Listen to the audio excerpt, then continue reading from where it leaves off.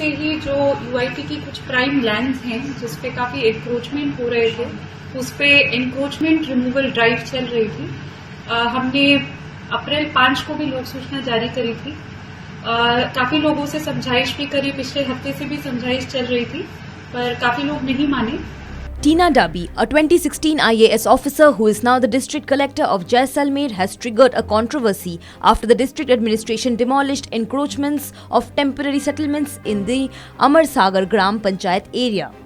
Hindus displaced from Pakistan have been residing at the temporary settlements. While the bulldozer action drew flack, Tina Dabi said that the migrants will be moved to a shelter house till they get a proper allotment of land.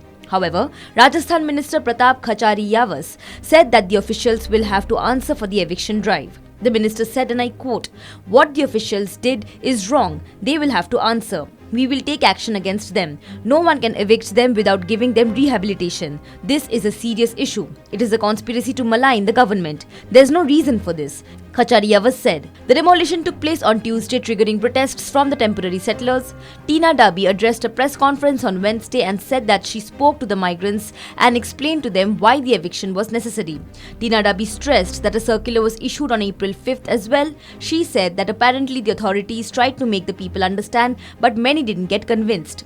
Dabi claimed that the place they were residing had already been allotted to others. In a week, the Urban Improvement Trust or UIT will mark the evicted people and allot them a proper place. Dabi further said, and I again quote, "The land on which the encroachment was removed yesterday was either allotted by UIT earlier or is in the water catchment area. That's why we have explained to those people that if you sit at this place, then you will face problems in future as well. The bulldozed encroachments came up in the last 10 days and were fresh. Land will be allotted to those who have got citizenship, and those who have not got it will be identified and settled after getting citizenship. They will also be allotted land," Tina Dabi said. जो कल अतिक्रमण हटाए गए थे वो ऐसे खसरों पे थे जो कि ऑलरेडी यूआईटी ने किसी को या तो अलॉट करी थी या वहां पे कोई पानी का कैचमेंट एरिया था। तो वो इस प्रकार के लैंड्स थे कि हमने लोगों से भी समझाइश करी कि आप अगर यहाँ बैठेंगे भी तो कल को आपको ये लैंड अलॉट करने पे भी यूआईटी को बहुत दिक्कत आएगी। तो उनसे समझाइश करने के प्रयास किए थे पर वो सफल नहीं हो पाए थे, इसलिए कल एनक्रोचमेंट हटाए गए। और वो एनक्रोचमेंट्स ऐसे थे जो पिछले 10 दिनों में ही किए गए थे, तो वो काफी कच्चे प्रकार के थे, टिन शेड वगैरह प्रकार के थे, तो उनको हटाया। वहां पे फिर जो पाक विस्थापित समाज था जो वहां बैठा था उनका काफी विरोध भी हुआ और आज हमने बहुत अच्छी उनसे सक्सेसफुल और पॉजिटिव वार्ता करी, उनकी डिमांड्स भी सुनी। उनकी मुख्य डिमांड यही थी कि उनको बैठने की कोई जगह दी जाए।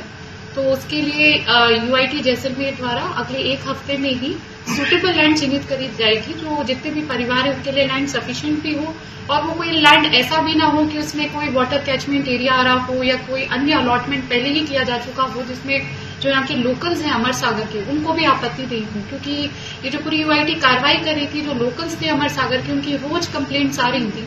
तो एक रूटीन जो इंक्रोचमेंट रिमूवल था वो तो हमारा लगभग पूरा हो गया है और क्योंकि आज बहुत अच्छी हमारी वार्ता भी हो गई जितने भी पाक विस्थापित हमारे यहाँ रिफ्यूजीज है उनसे, और वो मान भी गए क्योंकि उनकी प्रमुख बात यही थी कि उन्हें बैठने के लिए अब एक जमीन चाहिए।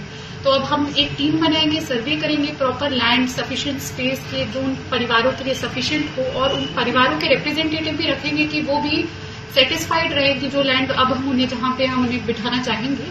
और बाकी जो लोग अभी कुछ ऐसे भी परिवार है जिन्होंने ये अपनी इच्छा व्यक्त की कि उनके पास अभी कहीं पे भी रहने की जगह नहीं है, तो जिला प्रशासन द्वारा जो हमारे गवर्नमेंट शेल्टर होम है, रैन बसेरा है, वहां पे रहने खाने पीने की पूरी व्यवस्था की गई है, उनको कोई खर्चा बेयर नहीं करना पड़ेगा।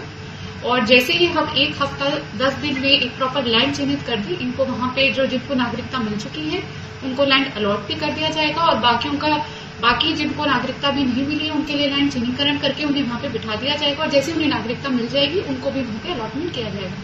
तो जितने भी लोग थे वहां, उन्होंने आज उनसे अच्छे से वार्ता हो गई, वो समझ गए, उन्होंने अपना विरोध भी खत्म कर दिया। Subscribe to One India channel and never miss an update.